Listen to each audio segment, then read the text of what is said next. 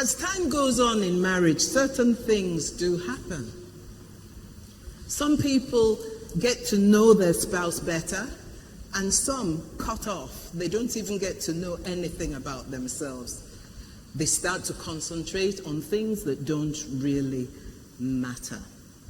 So now I want to look at the things that keep love coded. And I would love you to list these down. The important things that keep love coded. Praise the Lord. Praise the Lord. Be a team player and a team prayer.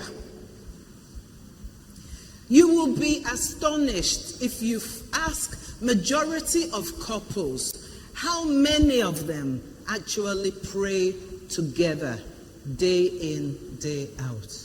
I would not even want the congregation to tell me whether they do, because you know in yourself whether you actually pray together. It is also important that you play together. Be a team. What did I say? Be a together. Because on the day of marriage, you joined yourselves together. And suddenly, when you are now married, when you have that opportunity to share your lives together, that is when couples want to start decoding. They don't want to be coded anymore. In fact, it becomes so difficult for one spouse to call the other one a pet name, because the relationship is moving into a different sphere. Marriage at the beginning, when you saw, as one political African leader said some time ago, he struggled to say the word beginning and often spoke about the beninging. I don't know whether anybody saw that. The beninging, the beninging, beginning. He said everything but beginning. It is very, very important that we stay team players and team prayers. Because the saying is, a family who prays together will stay together. Because you will be able to overcome so many of those difficulties of life. And once you pray together, there is no way you can continue to be angry with each other after prayer. Otherwise, your prayer is a waste of time. Because God does not hear angry prayers. Number 2, respect is reciprocal. In this part of the world, we hear it all the time. A man wants respect. But tell me, which woman does not want respect? I don't think there will be a woman who is watching online or one in this congregation that will say, I do not need or I do not want respect. We all need respect. Respect should be reciprocal. In marriage, many times, the expectation of a wife upon her husband is so careless. The words of a husband to his wife are careless and unjustified. So we need to recode our marriage and realize that respect is everything. When I'm training, I ask people, what is the one thing that can make a person leave a high-paid, high-street job? You could be earning the money, but if you don't have the respect, it's enough to get up and leave. Because disrespect will affect your heart and your mind. It will not even allow you to be able to function the way you know you are capable of doing. Simply because nobody is giving you that respect. And also you need to give others respect. Like I said, it is reciprocal. And always respect the opinion of your spouse. Never think I'm the man, I know it, what I say is right, rubbish is what you are saying. No. If I put 6 and 9 here, and I ask the man to stand here, the woman to stand here, they will argue, no, it's number 6, it's number 9, until I now say exchange places. And then they see that, yes, it's true. I'm happy I can see things from your perspective. Number 3, learn to allow your spouse to achieve their desired destiny. Many couples have failed in marriage. Many couples are unhappy in marriage. Why? Someone may have wanted to do her master's at the point in time when she was having children. And the husband will say, no, stay there, look after my children. Should be that's why I married you. Why should anybody's life be put on halt because they're married? Some people like to travel, whereas their spouse does not like traveling. Don't stop your spouse from doing the things they love. It is when they do the things they love, they are strengthening your relationship with them. Ask your spouse, what do you want to do? I love the BMEs. They were saying that they always talk. They always communicate. Communication is the key. 1, 2, and 3. If you do not communicate, you can lose sight of who you are and who your spouse is. Continue to communicate in your lives together. Learn to prioritize each other. Make your spouse the most important person in your marriage. Women have this thing, especially African women. You think because you have children, that's it. For many, the moment they say, I do at the altar, and that ring is on their finger, you see them jumping, hey, I've done it, I've done it. As though that's the only achievement they ever wanted in their lives. But being married is just the beginning of that journey. The journey is long. Even if you get married at the age of 60, before you die in that marriage, that journey is long. There are so many experiences you still have to go through. There are so many external forces that will come into your lives that can either help you make it or break it. Prioritize each other. Your children will grow up. They look so cute now. They look as though without you they can't survive. But one day will be one day. As most people of my age group will understand, those children will begin to fly. And when they know how to fly professionally and well, they fly and they're saying, bye-bye. How sad is that? And you forgot your spouse all those years simply because of these small babies that are going to grow up and become men and women, to become mothers and fathers. Did you not leave your parents? As much as you love them, did you not leave them for your own life? So think well before you say, let me dump my husband. I don't need him. Let me not care for my wife at the moment. She's so busy with the children, she doesn't need me. No, don't make that mistake, please. Have a healthy sexual life. It was only a sin before you got married. It's no longer a sin when you are married. So don't give any excuses why you cannot and will not and shall not do. This gift from God is a pleasure. It is not just for procreation. So make sure you enjoy it and enjoy it well. Bring out the beast in you in the bedroom. Stop being too churchy in the bedroom. Just smash for what come in there. Don't touch me there, please. What is that? You should even be saying to your spouse, please touch me there. I like it. Most African women will pretend, no, it's a lie. Whether you wear makeup or not, you are still animals in the bedroom. So don't tell me that you don't do and do.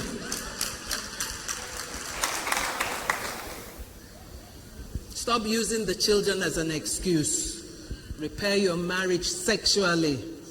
If you don't know how to do it, go and read books that will encourage you as to how to do it. Women, stop saying you have headache. And men, stop saying you have financial problems. You are not in the mood. Because it's not just women that say they have headache. Men too will say they have headache. Which type of headache is that? You better take tramadol or paracetamol.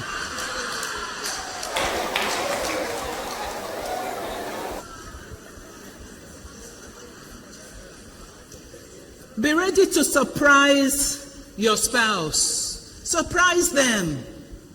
Surprise them positively. Be positively unpredictable. Don't let your spouse say, I know, Yemi won't even do that. Yemi, surprise your wife. Let your husband come back from work and he expects you to be in the kitchen cooking, but you've already cooked. You went to have your shower. The lingerie you are wearing doesn't need words. It speaks for itself.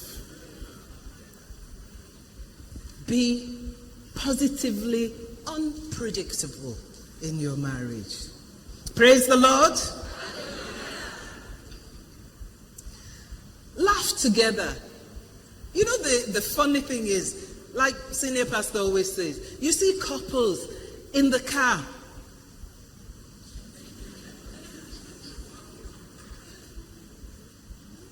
What is that? What language is that? Huh? Are you angry with the person or you wish the person wasn't in the car? You see the woman.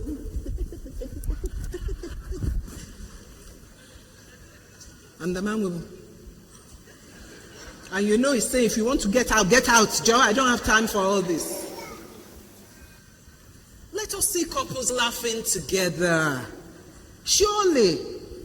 There are things your spouse says that other people laugh at. You laugh at them too. Don't let it be that there's a barrier of laughter between husband and wife. Look and smell, take away. Look and smell, take away. If you have body odor, if somebody tells you you have body odor, take it as a compliment. Because they are giving the opportunity for you to change. That is a love code.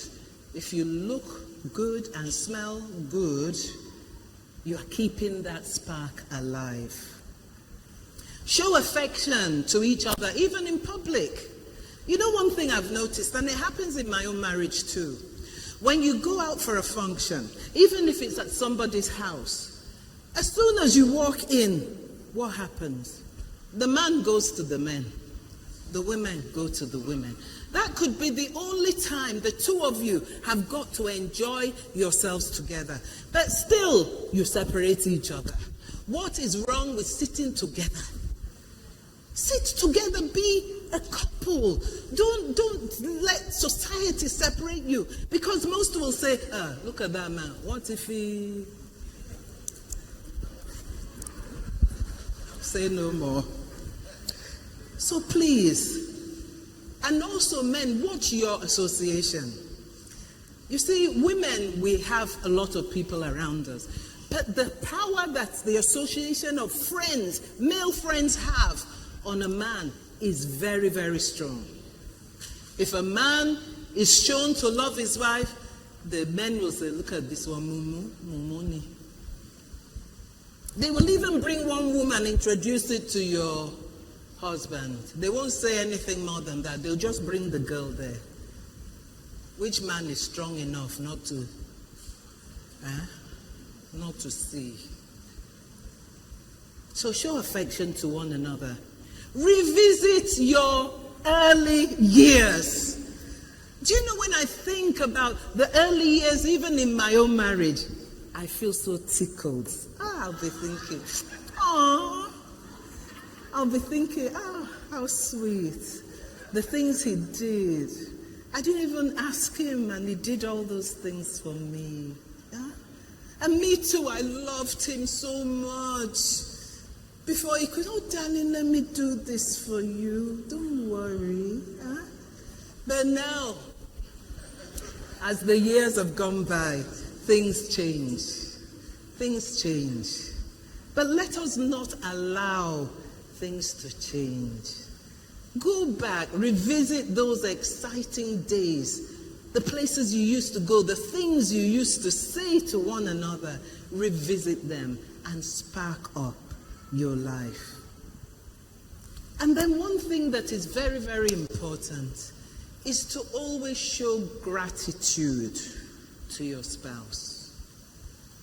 Never miss a chance to say thank you. Never miss a chance to thank your husband, the one who is responsible, to say thank you for paying the school fees. Never miss a chance to tell your wife, I'm so happy I married you. I've never caught, apart from my mother, nobody cooks like you. Go home and tidy up the house. Surprise her when she comes home. Do the things that make your partner happy. Understand their own love languages. Like I said one time before, we tend to throw our own love language onto our spouse. Like I said, I love quality time and touch. My husband likes words of affirmation and acts of service. So if I try to smother him with love and say, I don't go out, so I want you to be with me, he'll look at me like, Kilon Shele, you know, what's wrong with this one? Because that's not his love language. Or if I'm expected to take the car to the mechanic and have it serviced before he comes home, that's not me. It's not my love language.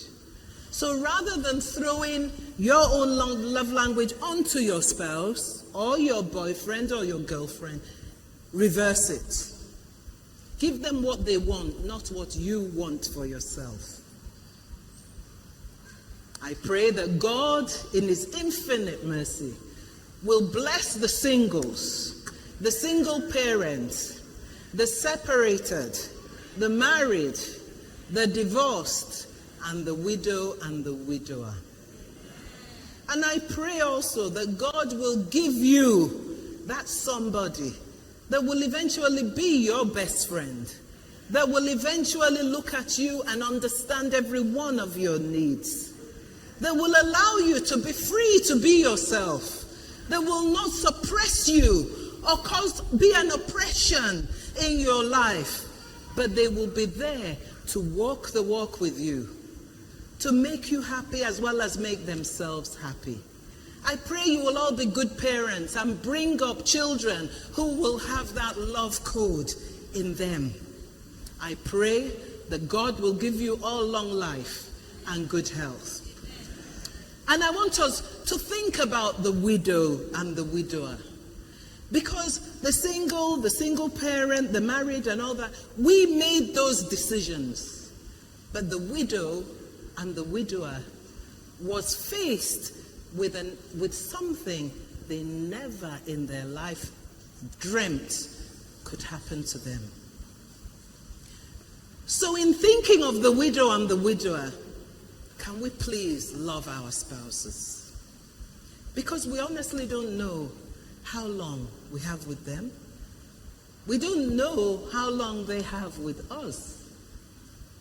Let us put love code ahead of our own selfish expectations and be that good wife, be that good husband, and be that good individual, that good Christian that thinks of love more than anything else. God will continue to bless you, keep you, honor you, guide you, love you in all ramifications. You are blessed in Jesus' name.